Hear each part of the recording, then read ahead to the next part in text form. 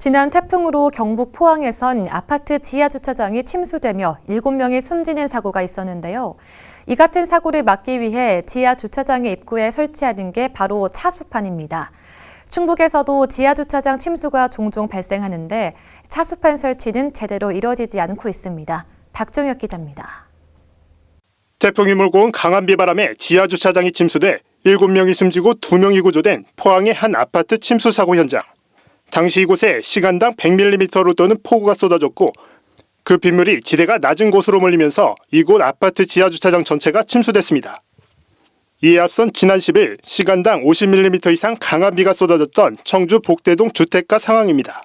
골목길과 상가가 물바다로 변했지만 452가구 아파트는 별다른 피해가 없었습니다.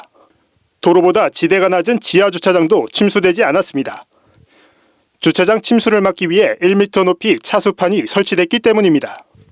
당연히 있는 게 도움이 많이 됐죠. 왜냐하면 없는 상태에서는 그냥 치고 들어왔을 텐데 1.1m짜리도 있으니까 거기에 모래성을 싸서라도 지킬 수가 있으니까요. 이 같은 차수판은 집중호우 발생 시 지하 주차장 침수 예방에 매우 효과적입니다. 문제는 의무 설치 대상과 기준이 한정돼 설치가 제한적이라는 겁니다. 현재 행정안전부가 규정한 차수판 설치 의무 대상은 재위험지구로 지정됐거나 최근 5년 안에 침수 피해를 겪은 곳입니다. 이 기준으로 하면 청주의 경우 실주거지에선 의무 대상이 거의 없습니다. 재위험지구 대부분인 주거지가 아닌 농경지와 하천이기 때문입니다.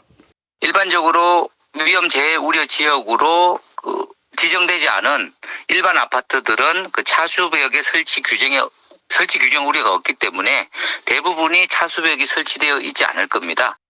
이렇다 보니 청주시는 2017년 이후 신축 아파트에 대해선 시민화 인허가 단계부터 차수판 설치를 요구하고 있습니다. 지하 주차장 출입구 같은 데 차수판 설치를 좀 해놓도록 계속 얘기를 하고 있거든요. 이렇게. 그래서 아마 이제 심의 조건상에도 그렇게 기재가 되고 있습니다.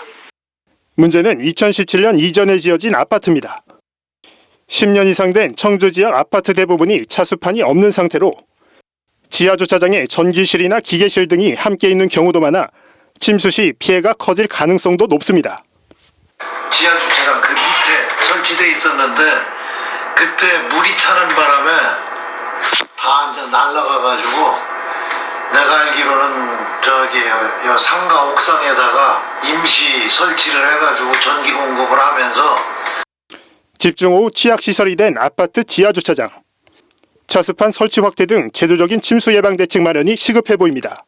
HCN 뉴스 박종혁입니다.